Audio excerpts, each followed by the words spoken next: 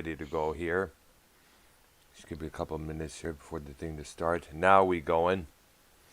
All right, I just tweeted this out 30 minutes ago there, so we should probably get a good crowd coming in pretty soon here. All right, this is episode 56 of our 80s music memories. Arknolia and the Doctor, and Dr. Earl here with Arknolia's Stroke of Being here. And coming up in an hour, it's going to be my simulcast with Real Spuck TV with Minnesota Vikings fan and Minnesota Super Bowl hunter. And hopefully we could get some other people on the line just as well. Well, first and foremost, was it raining again in your area there? Again? Yeah, we got some rain. Yeah, because we just, it started, I was out earlier trying to ride a bike, and unfortunately, the rain started drizzling down a little bit, not severely as it was for the past couple of days here, but it's been doing like that for massively, and I just don't know why. Yeah. I don't. And then one I thing. like your picture. All right, thank you. Yes, that is Dorita from Mob Wives. She did a couple of bikini shoots there, and I'll try to be careful on how to present that because of the fact that I had a little. I had one of those. I was going to use a thumbnail of a woman in a bikini up there, and kind of like one of those provocative poses there. But I got told I had to take it down because it violates blah blah blah, this and that there. So how is a woman in a bikini in a certain pose that provocative? Or how is it? How is it that? And who makes that determination? I don't know. The boys at YouTube are doing this right now, and I don't appreciate that. It's like, geez, it's not like two chicks, making out with one another there. Right. And the thing that pees me off most is that you cannot reply. They have it where you cannot reply. You just got to take the message, listen, and shut up, And that's what makes me mad even more. It's called control. Yeah, I don't like it. I don't like it one bit. Anyways, we're live here. Enough of that BS going on here. Got a lot of things going to be discussed with Minnesota Vikings fan with an hour later on. But for now, our second installment of the 1980s continues. Definitely, we got it. And you're going by alphabetical order of all the acts from the 1980s. For the most part, yeah. All right, there. Good. Now, you're probably. I gotta say this. I was gonna say this on the last episode this past Monday. There, the 1980s to me was like a time of real interesting stuff coming out here. I mean, we had we had a British group called Dixie's Midnight Runners perform dressed like hillbillies. And come allowed the song about trying to pressure women into sex, Come on, Eileen. That's what the song was about. I mean, a lot of... You mentioned my second group in my list. Yeah, I know, yeah. It's kind of funny is that we also... A lot of shit that went down in the 1980s there. I remember calling it the decade where everything you never thought would happen, happened. I mean, right. like couple of well-known televangelists who were supposed to look up to God for the answers got themselves busted. And we know them as two Jimmys, Jimmy Swaggart and Jim Baker there. They got themselves in big-ass trouble. We lost, in 1980, we lost John Bonham of Led Zeppelin. We lost John Lennon. That was one of the biggest shocks towards the end of 1980 there. That was a complete turn of events. We got a new president, Ronald Reagan, who months later got inaugurated. And at the same time that celebration took place, the hostages over in Iran were being released. Yeah. They didn't really have to do anything because the situation is that the past year, they were in a whole year in that captivity over there, but Carter really wasn't doing nothing. Carter being Jimmy Carter, who was president during that year. But the problem was, they figured, Carter's a wimp. He's not good to do shit there. Most of these Democrats are the same way. Look at what Joe Biden is doing right now with the situation in Afghanistan right now. That's going to be Taliban country pretty soon there when you look at it. And Biden, as far as I'm concerned, ain't doing diddly squat about it. Oh, he did make a proclamation that it was Trump's fault.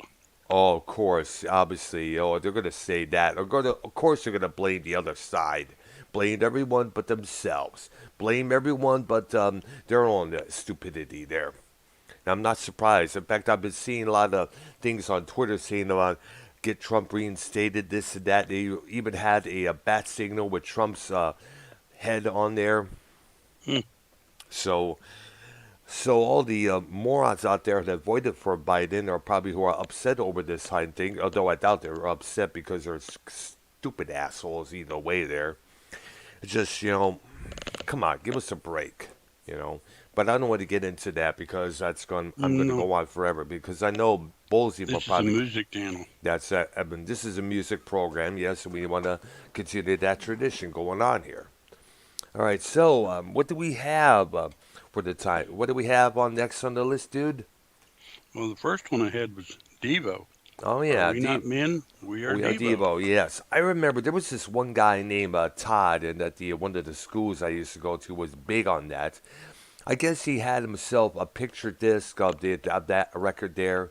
He also had a brought in an album, their second album called "Duty Now for the Future" there. Hmm. And I remember hearing the songs from that album there, from the first album, "Are We Not Men?" With the picture disc there. It was quite interesting there. Yeah. Pretty good stuff there. We also know the song "Uncontrollable Urge" being redone by Rob Dyrdek for his show Ridiculousness, which aired on MTV for a good long while. Yeah. And Yeah. then you also had Whip It. Yes, which is probably the most common song they know from this group there. But but then again, they're not looking towards the other songs like "Slap Your Mammy" or their cover of "Satisfaction," the Rolling Stones cover there. Right. One of the things I remember about that video there was Mark Mothersbaugh. He had this pedal duct taped right onto his guitar there. When you look at it, Yeah, they actually had a pretty decent amount of songs. I was tempted to make a list. yeah, it is. But it's hard to because of course, people are going to be like, "Well, I don't know these other songs. I only know is Whip It." Of course, you're an idiot because they only go for the mainstream stuff there. They go, what about Beautiful World, which came out a year Right. after that song came out, Whip It, speaking of. What about songs like Peekaboo?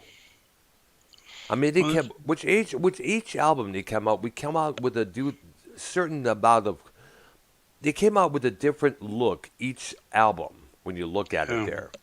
The last time we heard from them was back in 1984. They had an album called Shot, which had their cover version of Hendrix's "Are You Experience?" And I guess that record didn't really do that well for some reason.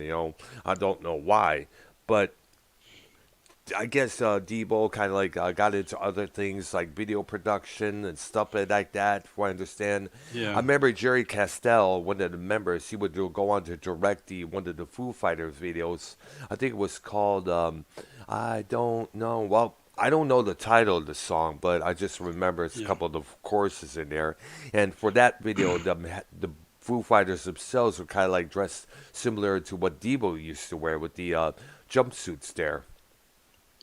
Yeah. And the funny thing was, during this period of time, the videos were interesting Yeah.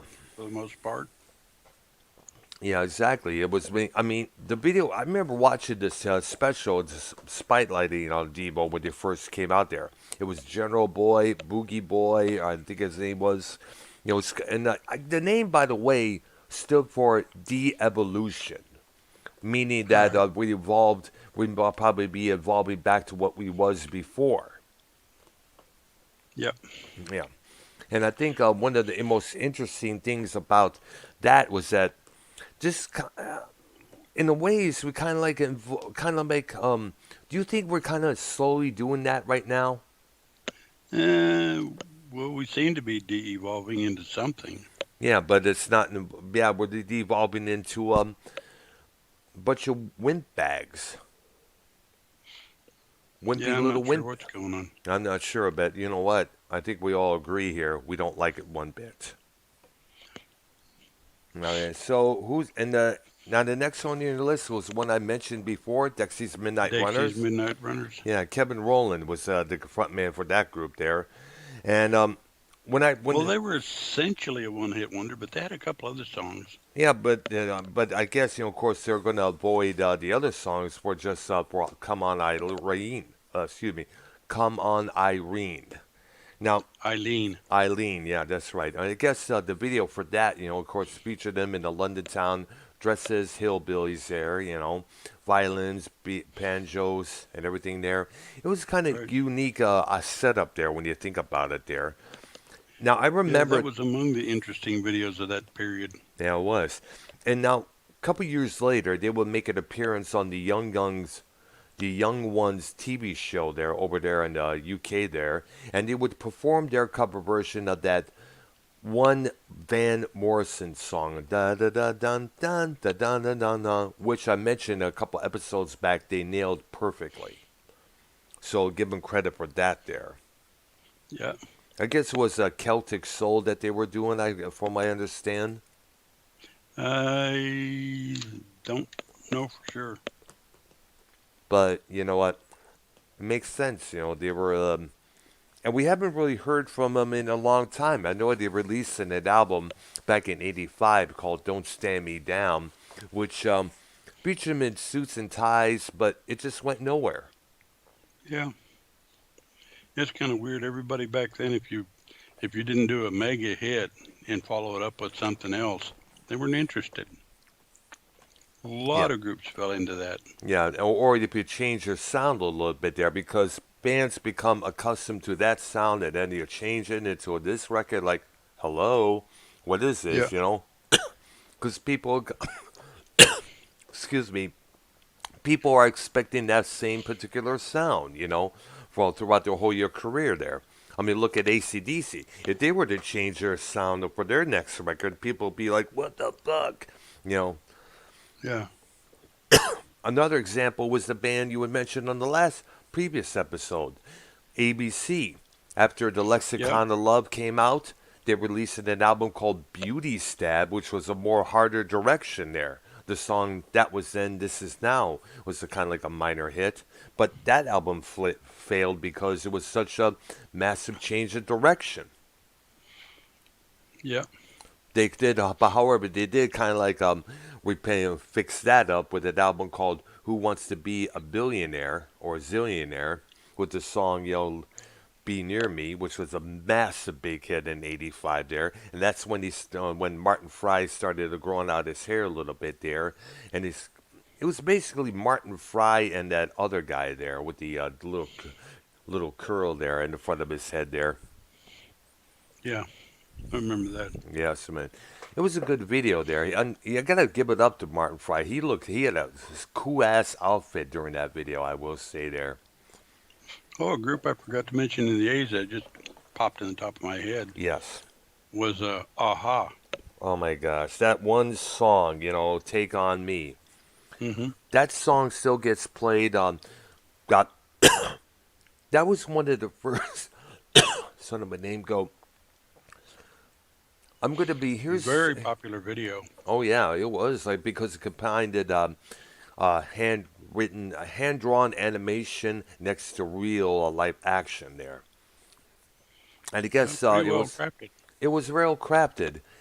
I wasn't a big fan of the song there. I mean, God knows how many Mm-mm. times we heard it, but that was a big. That was probably their one big wonder because, well, not necessarily. They had another song called "The Sun Always Shines on TV," which was a lot Yep. more harder song than "Take on Me" was. Next one I got's another, I guess one hit wonder. I only know one song by him, Yeah. but it's definitely a interesting song. Uh huh. And it's the Divinals. Oh my goodness. When I first heard of that group, that was in '83. The singer Christina what's her name? Afflet, I guess it was. I don't remember what her I name was, don't but she was remember. definitely a stunner. Oh yeah, she was a starter. But back then, I thought that she was this loopy little girl who drew lipstick on her over her arms and stuff. She had this one microphone stand, which kind of like resembled a lightsaber when you look at it there. Yeah, I think she's passed. Yeah, she passed away. I remember. Let me look her up. The Vine. knows? You know, the Vinos rock band, blah blah blah. Let's see here. Her name was Christy Afflet. Afflet. And Yeah. they were an Australian rock band that formed in Sydney in 1980. You know, it consisted of, well, let me look it up here. Some of the name go. I hate when this happens here. All right. What happened to her? Let's see. Apparently, what it was. Send them a name go. Let me have to go back here. Something is messed up there. Okay, here's what we got. She died on Sunday in New York City at the age of 53. The cause was breast cancer and multiple sclerosis. Her I didn't husband, even know she was that old. yeah, apparently it was, and apparently this was back in, I guess in 2003. I understand there. This when Mm. she passed. And of course, now going back to the vinyls, we know the song "I Touch Myself," which is about jerking off. Yeah. That was probably that's when she kind of like threw that insane image for a more adult-like image. When you look at it there with the video there. Yeah, the video was fun. Yeah, yeah, but another singer who's sadly departed from us, unfortunately. There. Yeah. Next one I got had an enormous amount of hits. Duran Duran. Oh my goodness gracious, dude! You got to give it up to them. They were the They one even that. did a James Bond. Yes, A Uh, View to a theme. Kill from 1985. You got it. My best friend Dennis is still to this day remains a big fan of them. Shout out to you, Dennis, and out there in Romeo, Michigan. Miss you, brother. Um, Duran Duran first came about when it was time of the new romantic scene was all over MTV. Classics Nouveau, Adam and the Ants, Boy George and Culture Club were just emerging. They had the video for the song Planet Earth with all these wild fashions and haircuts and stuff there. It was like a trip to look at. But they would, of course, emerge and they would hit it big with the teeny boppers, with the second record, Rio, Seven and the Ragged Tiger, and then, of course, later on with that live show, Arena back in 1984. They even had a Yep. movie of the concert, kind of like an action concert movie there, where the real Duran Duran, named which by the way was a villain from the Barbarella movie that started Jane Hmm. Fonda in the '66. Apparently this Duran Duran was going after the band Duran Duran for stealing his name. And of course, I guess some of the footage from that particular movie was eventually was made into the video "The Wild Boys." Yep. If you remember that video there, that had an Hmm. action pack there. There was a moment in that video where Simon LeBon almost drowned. Apparently, what it was is that apparently, you remember the windmill thing that Simon Bond was tied on to one of the blades, going around and around, putting his head underneath the water. Hmm. Yeah, I apparently. haven't seen the movie. Not the movie. I'm talking about the video for the Wild Boys. Hmm. Apparently, what it was is that apparently the windmill has just stopped and LeBon's head was underwater for a good few minutes there, and the crew from there was trying to get the basic, get him out of there, get him out of there. So he eventually did survive. So he escaped death right there. Hmm. And of course, all the videos they had with all the pretty girls, the Right. Caribbean islands and stuff right there. If it's Video just, girls on film. yep, absolutely there. The uncensored and regular version, by the way, I should say there. And it fits to say that the videos for Save a Prayer, Real, Hungry Like the Wolf, kind of like help pave the way for the style of the show Miami Vice Hmm. when you look at it. Because Sonny Crockett was dressed the way he would dress for the first few seasons of that program. The seniors was always out in the blue skies and everything. haiku cars, like beautiful damsels here and there. Right. And it was definitely, and the girls out there at that time were so into them. They were massive. Mm-hmm. At one point, it was at the same time that the Beatles had their anniversary of when they first came to America 20 years before. And remember, Samuel Le Bon had to make this claim that we are not the Beatles. Right. We are Duran Duran. At one point, a couple of teeny bop publications were calling them the Fab Five, comparing them to, of course, the Fab Four. Right. So, but Duran Duran really came out with some good songs when you look about it. I personally prefer the Duran Duran after both Roger Taylor and Andy Taylor left the group in '86. There, they had an album, a couple of records out, like Big Thing, which was pretty good. Liberty, which came out in 1990, which is still my personal favorite from them. I used to play that when I would bike ride all the way out to St. Clair back when I lived in Richmond, Michigan. I would bike ride all the way to an area called St. Clair, which is by the river there, by the water. I would ride that all the way from that spot to Marine City while listening to the album Liberty by Duran Duran. And when I was bike riding a few weeks back, I had that on my MP3. That whole album was riding from this spot all the way to the nearby mall. Good summer album, by the way, to listen to when you think about it. There, Yeah. definitely highly recommended. Yeah. Next one I got starts the E's. Young lady by the name of Edie Brickell and the New Bohemians. Oh, and she's married to Paul Simon still, if I'm correct. Right. Yeah, they had that song. I guess it was one of the first new age hippie bands. I guess it was because a couple of members look like hippies when you look at it there. Yeah, she had one really big song. What was it? What I Am? I guess that what it was. Yeah, it was. I was not a big fan of that song there, but for a while it was played on the VH1 channel when that first came out there. For a while, I guess it was their only big hit. I guess they had this one song. It was a Bob Dylan cover for the movie Born of the Fourth of July with Tom Cruise in it, but that was about it. And I had another song about circles, but I don't remember what the heck that was. Oh yeah, who knows?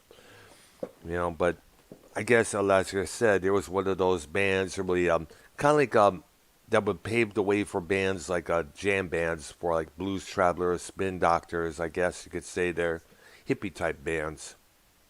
Yeah. Next one I got is someone called is Enya.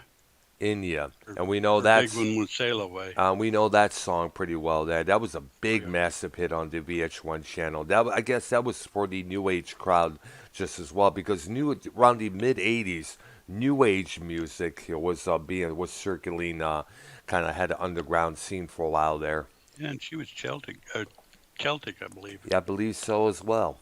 And that was her one big hit wonder. Yeah, I don't recall any others, but that one song actually I kind of liked it. There was another one if I remember, but I forgot I don't know the title of it. But Sail Away was like everywhere on the VH1 channel and various soft rock stations.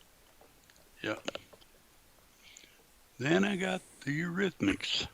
Oh wow! Ex-members of the Taurus. Now Yeah. the Taurus, excuse me, the Taurus was this band out of England that was kind of like in the post-new wave era. Well, actually, it was still the new wave era when they first came out. The first time I heard of them was they had a video for their cover of "I Only Want to Be with You." That was on, I guess that was back in 1980 or 81.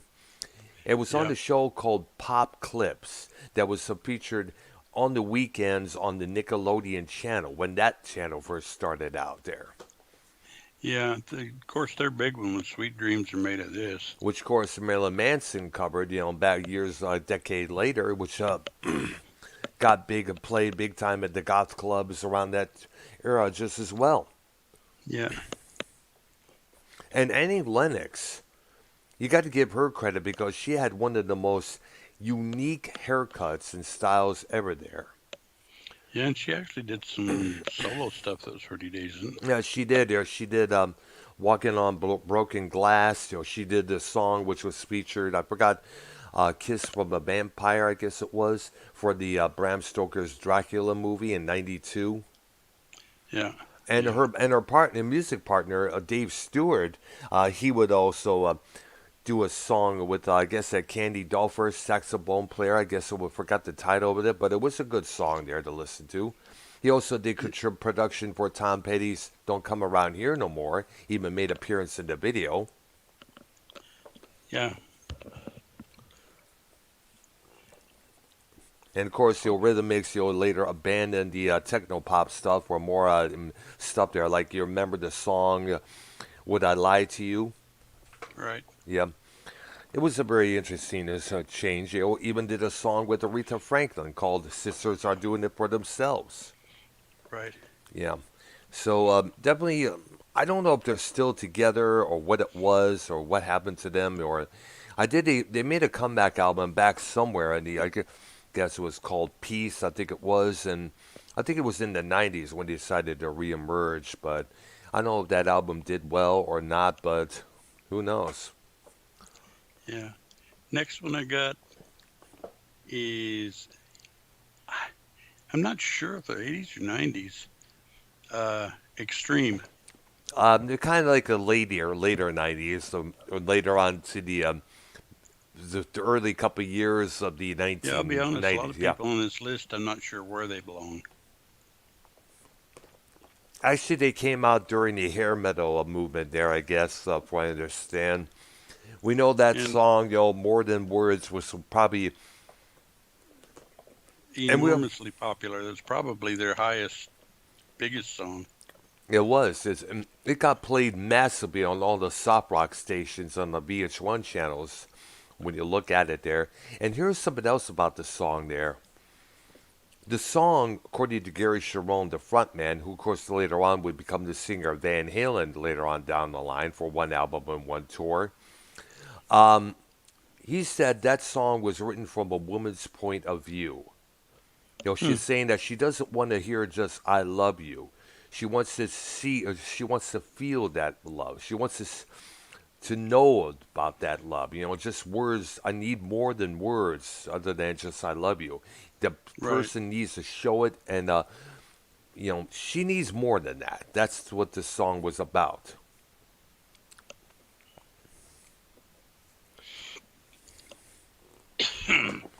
Okay. Next one I got is the Fabulous Thunderbirds. Oh yeah, Jimmy Vaughn and the big brother, brother of Stevie Ray Vaughan. The first time I heard of them was as a song, "How Do You Spell Love?" Money, money. I guess it was an anti-love song that they were doing there, and we know that song years later, song "Tough Enough," which came out in Right. '86, which was a big hit for them. Yeah, it's probably their biggest. Yeah, of course they ended up redoing the song I just mentioned. "How Do You Spell Love?" And they made it. They gave it the same style, the same kind of production, the same kind of a reverb sound like they did in "Tough Enough" on that remake of there's one of their songs as well, which really Right. didn't do that much. Yeah. Then the next one I got is Faith No More, which actually I think is a 90s group. Yeah, it is a '90s group. I think they started out in '88 or something like that, but didn't really get to make it big until the start of 1990 with their song "Epic," their cover of "War Pigs," which came out at a very appropriate time because Yeah. Operation Desert Shield was in full throttle at that period there, and the world was on waiting. Are we going to go to war with Iraq? Are we going to go to war with Iraq? People were concerned about that. And that Yep. and the whole hands was in the position of two people, George H.W. Bush and Saddam Hussein. Yeah. Next one I got, I think, is another 90s group, but I'm not sure. Is Firm.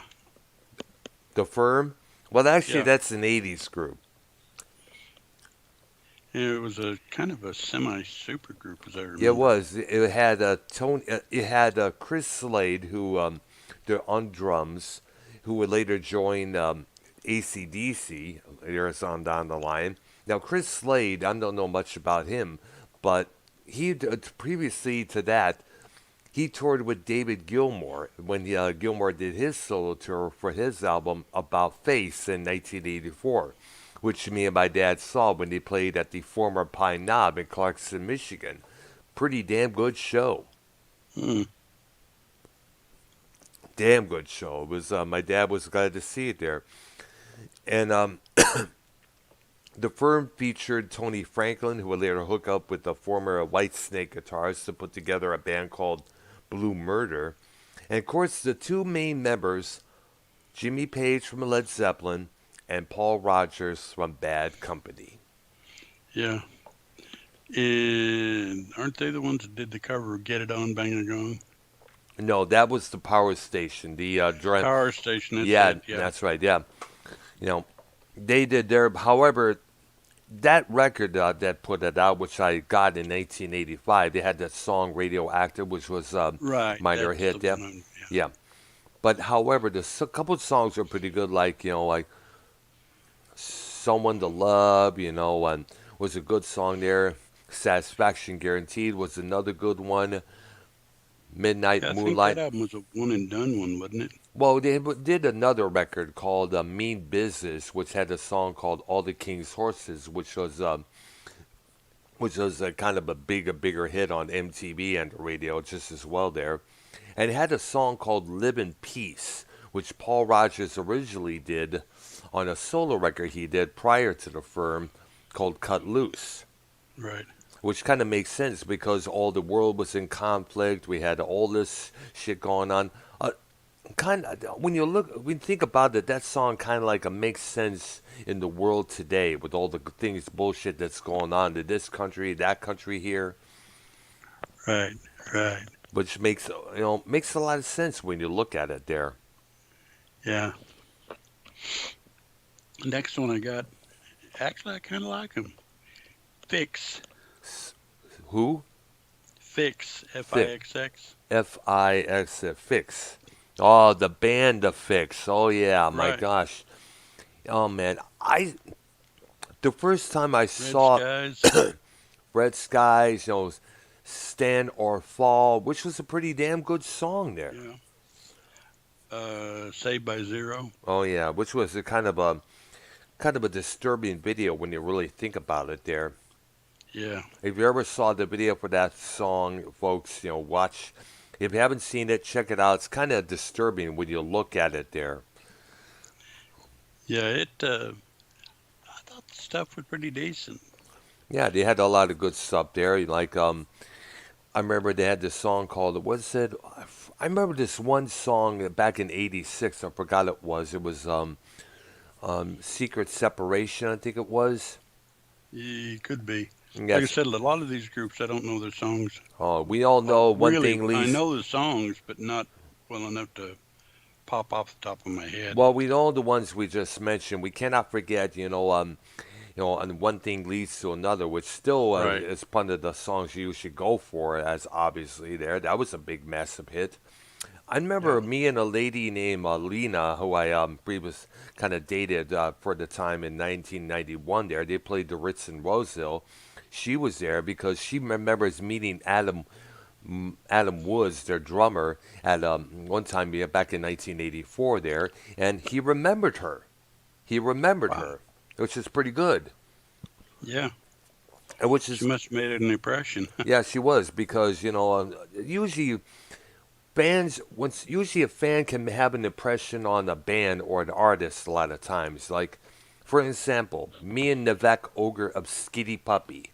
When I first moved to when they played the Houston area back in 2015, he remembered me. It's like, holy cow! So did you move here now officially? Like, because he remembered me from all the times him and his whether it's Skinny Puppy or whichever project he was involved in would come to Detroit. I'd be there because he Right. was a cool guy to talk with. You hang out with it. I still have fond memories of hanging out with him and the other members of Skinny Puppy when they played the Latin Quarter in Woodward Avenue and Grand Boulevard in November of 1990. Wow. Yeah. And I got in without a backstage pass.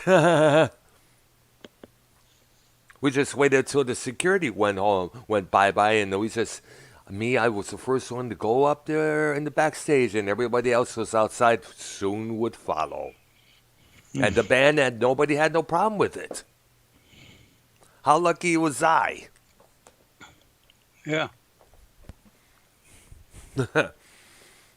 Next one I got.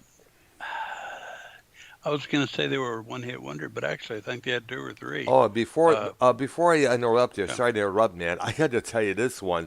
One of the guys mistook me for the guitarist from The Fix. Huh.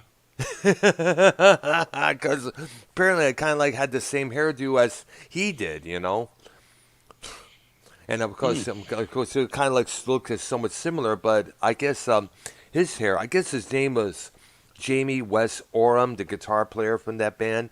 He thought I was him at first, but this guy thought, and so I had to correct him.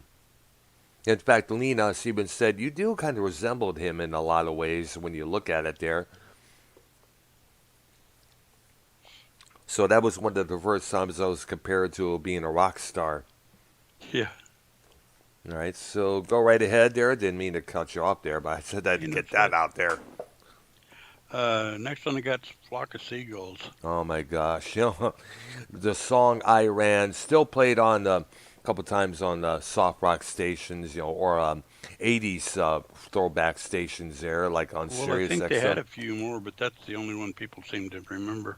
Yeah, they had a song called Space Age Love Song, Wishing, which is pretty good there. The more you live, the more you love, you know. And the funny thing about that group was that the frontman, Mike Score, was a hairdresser. Hmm. So that was how he was able, I guess he was able to create the look that he had at that time with that particular haircut. Yeah. And that was unique because I don't think I saw anybody else soon afterwards, do that hairstyle anymore, I guess. Okay, next one I got Gary Newman. Oh, my man. Oh, man. Give this When man his due. Give this yeah, guy he had his cars. not just Cars, Down to the Park, which the Foo Fighters and Marilyn Manson would cover. He had the song Our Friends Electric. He had a concept album titled Replicas, where those two songs came from. He was one of his tracks from the Pleasure Principle, where Cars came from. One of the tracks from that record was later sampled by a band called Basement Jacks for that "Where's Your Head At?" I forgot the song that they sampled, but it was the same chords there, but just sped up a little bit there. Yeah, and I know that if I remember the video, wasn't he riding around in like a bumper car? I think so. I don't know, but he would go on to release other albums just as well there. Two of my personal favorites from him was an album that came out in '88 called New Anger, which a girl I was seeing around the early 2000s, recommended that. She let me borrow that. She gave that to me.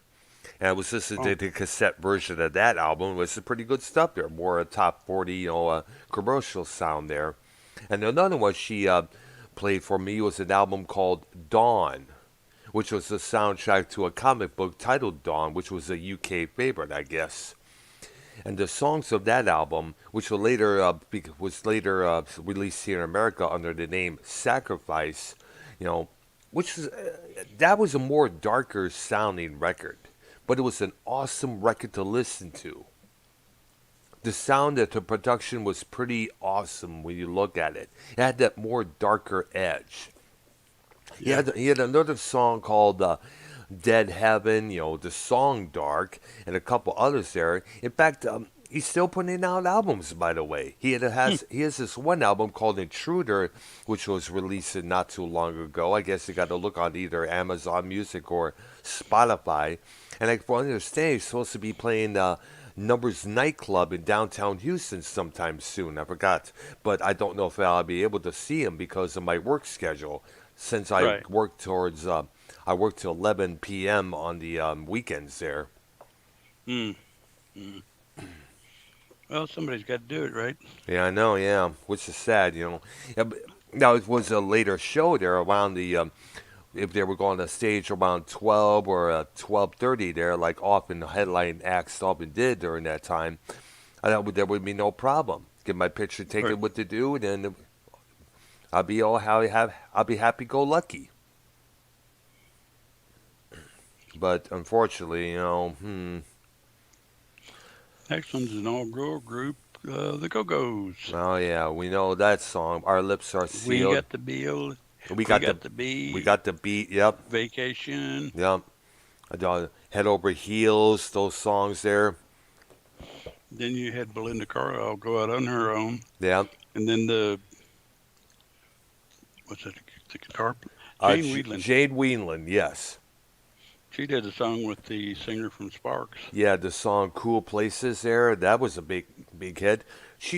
I guess she tried to have established herself as a top-notch solo secure as Belinda did, but that didn't work out, unfortunately. There, so I guess she was kind of upset. But Jane Whelan, she was, I guess, as I mentioned a couple episodes back, I guess she was involved with this married singer. I guess if I'm correct, it was Terry Hall from Fun Boy 3. Mm. Who at the time, prior to that, was the front man for the ska group The Specials. You remember the song "A Message to You, Rudy" from years before that, 1980. Right. Yeah, it was a good song there.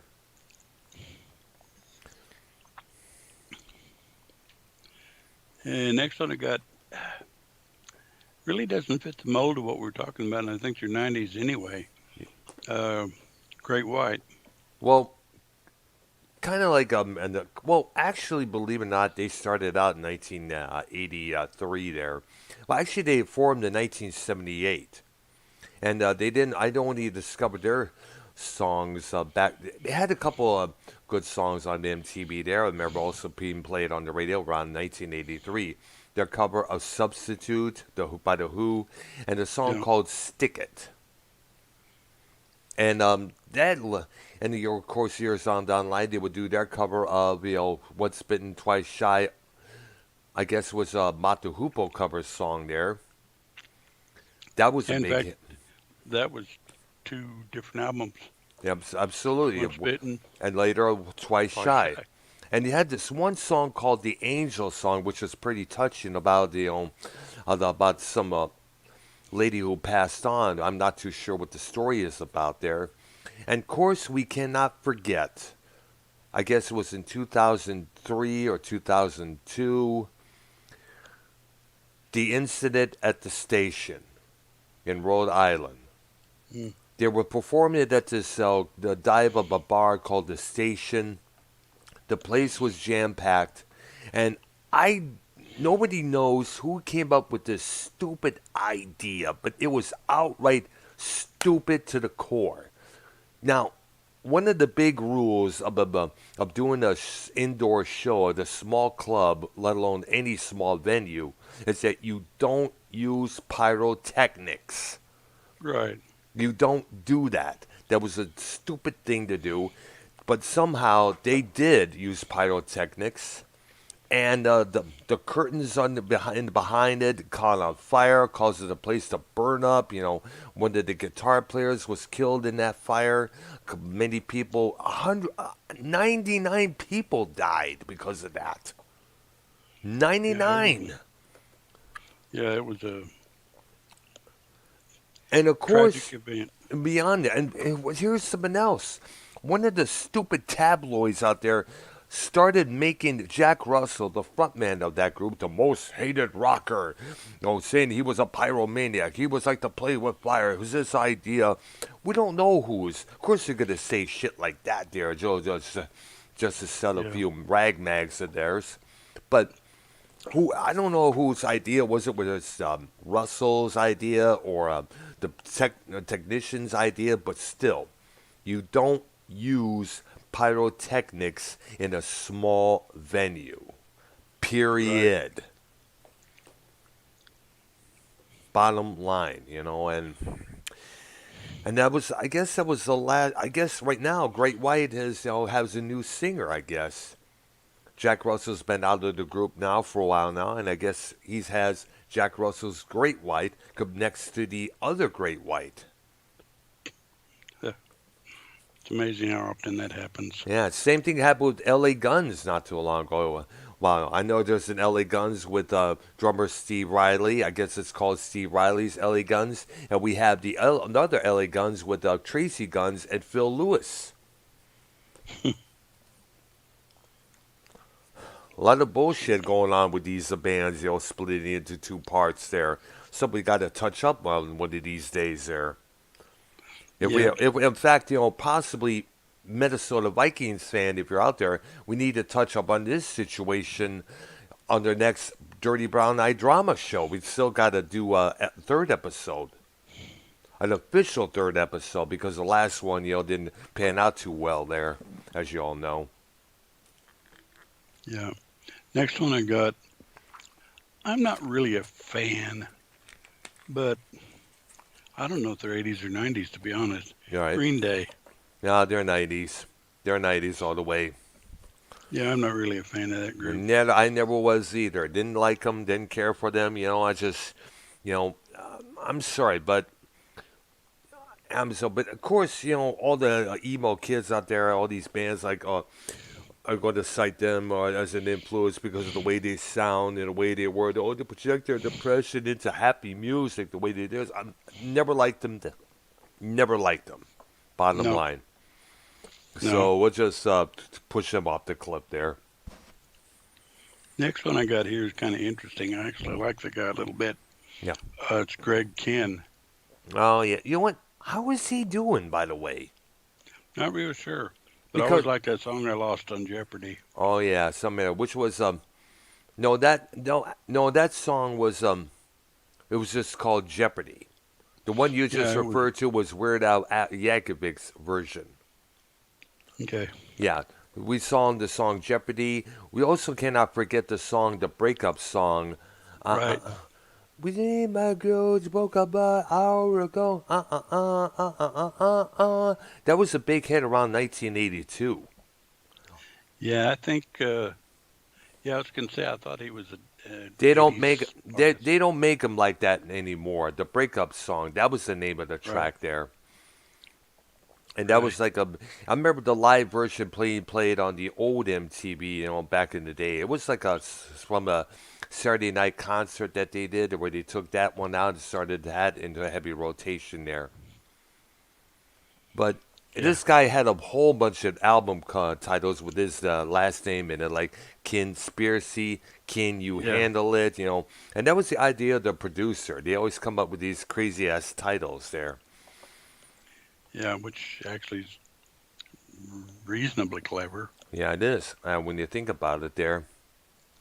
Yeah. Okay, next one I've got here. I don't know whether they're 80s or 90s, and I don't want to spend a long time on them. Hmm. Guns N' Roses. Oh, definitely 80s for sure there because he came out around the time. The Around the, first album was great. Everything after that pretty much sucks. and of course, you talk about Appetite for Destruction, by the way, I know, right?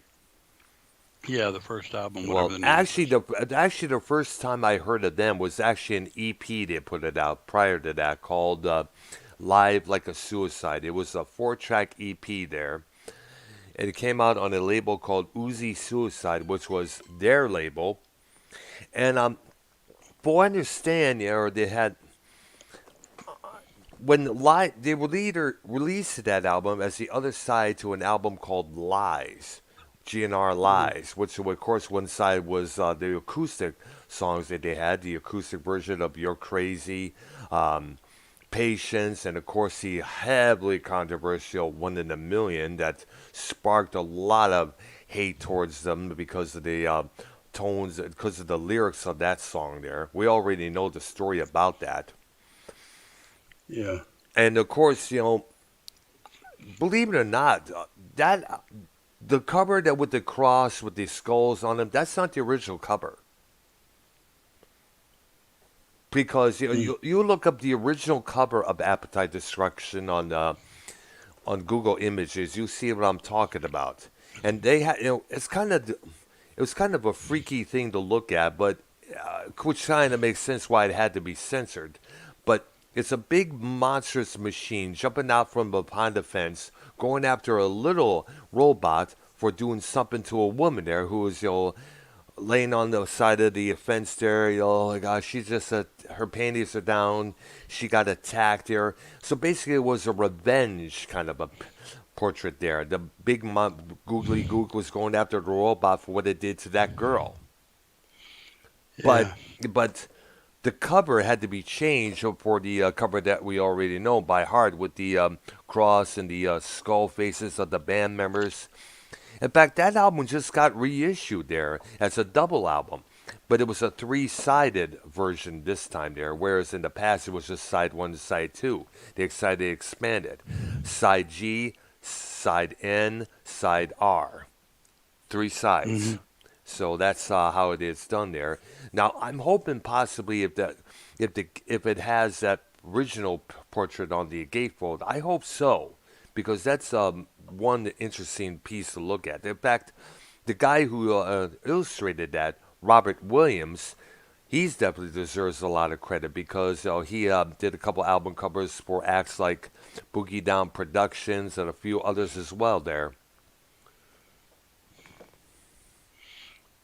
His last G I've got, I don't know when they came out at all, but I know they had one really good album with a couple of good songs. Hmm. Is Gypsy. Gypsy, L.A. Guns. Oh no, that's Electric Gypsy. My bad. Well, the one I know, the only Gypsy. Now you talking about the band Gypsy? Right. I don't think I know it because when you said Gypsy, I'm thinking of the Fleetwood Mac song. No, this I want to say it was 70s, but it could be wrong. Maybe. And they had two. They had a song on their album that was a minor, and I mean minor hit. I gotta look I this just don't up. remember. Let me I look it just don't up here remember. for a second here. Blah blah blah here. Let's see here.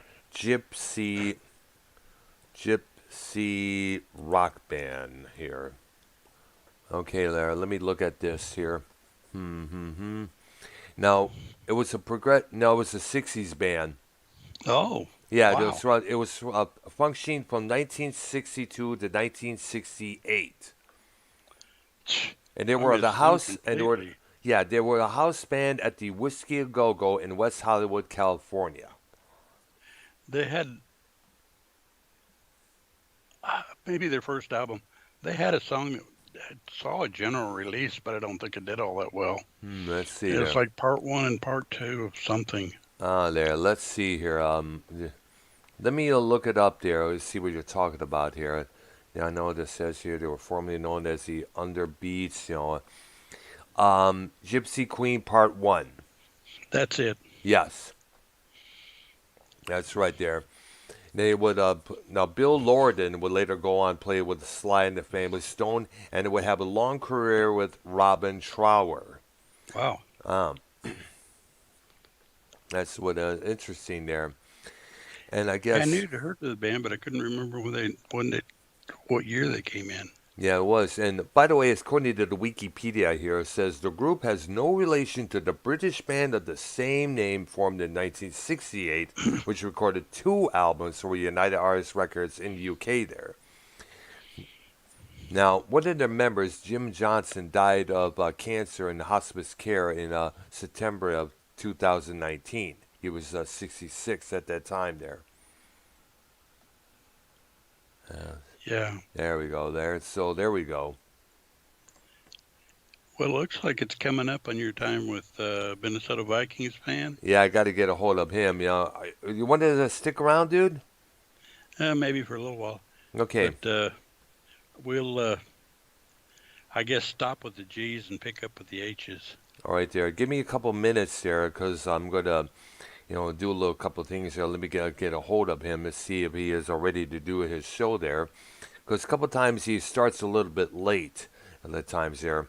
But then again, he probably already started, as we all know here. We'll have to wait and see there. Let me check a few things here. Give me a couple minutes here. But we're definitely doing some good stuff here when we're talking about the 80s here, because like I said, that was my great period. I remember listening to my old boom box, with my old pair of headphones, which are compared by today's comparisons would be like massively ancient. They would be Right. recording all these songs from the radio, whether it's from Zebra, from Duran Duran, a couple of songs from here. Other artists we got to mention, of course, Falco, After the Fire, with their versions of Dear Commissar. I'm Yeah. recording Well, I knew all I didn't this. get them on. No, yeah, we still got to call. I remember all the all the songs, which sadly I do not have those cassettes no more. I do not know what happened to them. I think I had to Mm. record over them because for some dumb reason. But if I still had though, if I could go back and get all those old cassettes that I used to have around that period of time, I'd be in the cloud 11 right now, because I would have something to show everybody. Hey, this is my music collection from back then, man.